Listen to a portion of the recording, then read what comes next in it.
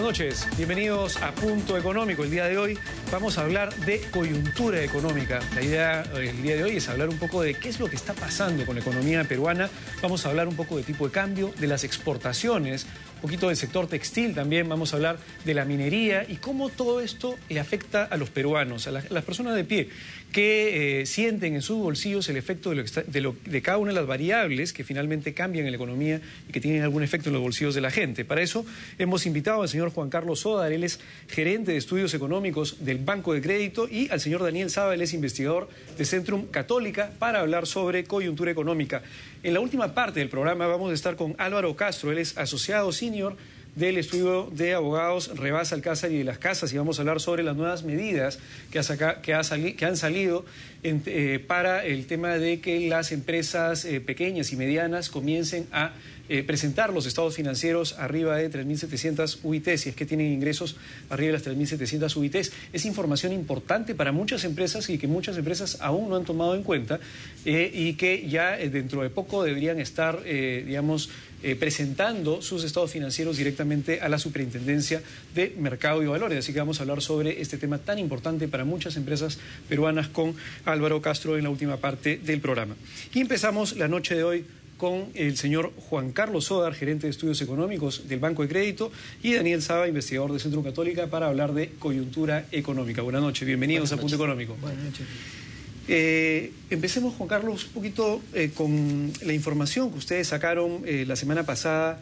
Han hecho un análisis de coyuntura y nos están explicando qué es lo que está pasando, si es que efectivamente la economía peruana se está o no se está desacelerando. ¿Qué es lo que está pasando con el crecimiento de la economía peruana? Correcto. Bueno, si vemos efectivamente los datos de los últimos meses, el dato de enero estuvo sobre 6%, el de febrero estuvo en 5%, y lo más probable es que el dato que sale el miércoles, el correspondiente a marzo, sea un ritmo de crecimiento de alrededor de 4%. Entonces uno ve esos números y dice, estamos realmente en una fase de desaceleración, pero hay que ver qué hay detrás, ¿no? Primero, hay un efecto muy fuerte en el sector exportador, ¿no? Una coyuntura de debilitamiento de la economía internacional, un ritmo de crecimiento muy bajo de las exportaciones y de hecho caída. Si nosotros vemos la evolución del volumen exportado a lo largo de este trimestre, la contracción ha sido incluso más fuerte que la que pudimos haber visto durante el 2008-2009. Ha sido una velocidad muy acentuada en la caída. No solamente por el tema de la demanda deprimida en el resto del mundo, sino también por factores propios de oferta, ¿no?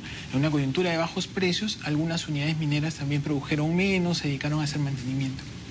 Eso por un lado. Pero por otro también tuvimos el efecto estadístico en contra de simplemente número de días, ¿no? Febrero, por ejemplo, comparamos un año de 28 días contra el año bisiesto de 29. Entonces, ahí nada más ya hay un efecto en contra.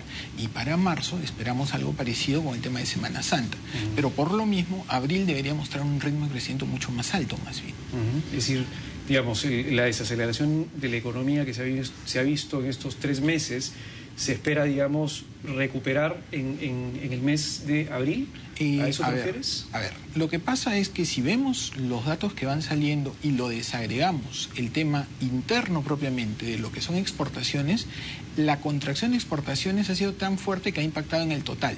Pero si fuéramos o habláramos de una economía cerrada, que no tiene contacto con el resto del mundo, la dinámica de la demanda interna ha sido bastante alta, incluso a pesar de los factores estadísticos. Ahí estaríamos hablando que el ritmo de crecimiento habría estado más alrededor del 6%, que es lo que hemos venido viendo en los años anteriores, ¿no? Eso quiere decir que hay que tener bastante cuidado con el tema de las exportaciones, porque dependiendo de la evolución de las exportaciones, en los próximos meses vamos a ver qué tanto repercute en el crecimiento finalmente del PBI para el cierre de este año. Sí. Señor Saba, ¿cómo ve usted el crecimiento del país? ¿Tiene algún tipo de temor con respecto a una eventual desaceleración del crecimiento?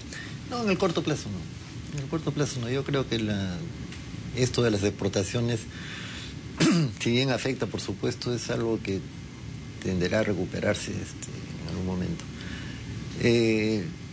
Y yo no vería mal una desaceleración que pase por una disminución del ritmo de la construcción, ¿no? Porque la construcción sí está presentando una amenaza muy seria.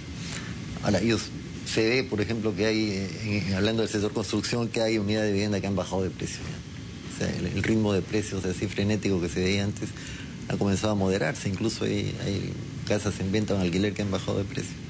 O sea y eso creo que es sano. No es sano, porque estábamos a punto de caer en una burbuja inmobiliaria peligrosa. El problema es a mediano plazo, ¿no? Porque, claro, toda esta bonanza que estamos teniendo a lo largo de tantos años tendría que verse reflejada en un cambio en la estructura de exportaciones del Perú.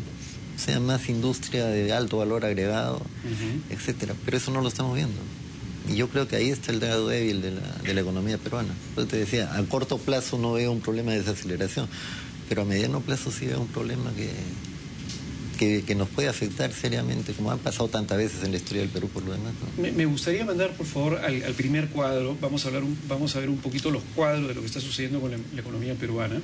Vamos, por favor, a este primer cuadro que tenemos aquí en pantalla.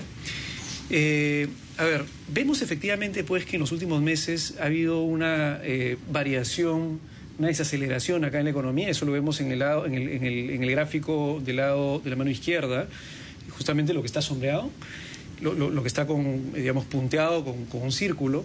Pero me gustaría saber qué sectores detrás están amarrando a esta digamos, desaceleración, Juan Carlos. Ok, de acuerdo. Si vemos particularmente los sectores donde ha habido una desaceleración notoria, ha sido, por ejemplo, en lo que es manufactura. Manufactura, en años anteriores había estado creciendo a un ritmo similar al de la actividad económica. Ahora, más bien, tiene dos dinámicas diferenciadas. Una vinculada a lo que es demanda interna, particularmente justo sectores vinculados a construcción, pero otra muy, muy afectada, vinculada a exportaciones, ¿no? Y ahí, por ejemplo, está destacando el tema textil, ¿no? Uno de los sectores principales de exportación no tradicional, que además ha sido muy afectado por la coyuntura internacional, ¿no? Entonces, eso tiene un impacto en la manufactura, ¿no? Eso quiere decir, para comenzar a hablar un poco de sectores y que la gente de repente nos entienda mejor, vamos al tema de construcción primero. Señor Saba, en el tema de construcción, este año, ¿qué se esperaría? ¿Se esperaría que el sector construcción se mantenga, como lo vemos, por ejemplo, en el cuadro, se mantenga, digamos, a un ritmo que lidere el crecimiento de la economía peruana o no? No, yo esperaría que no.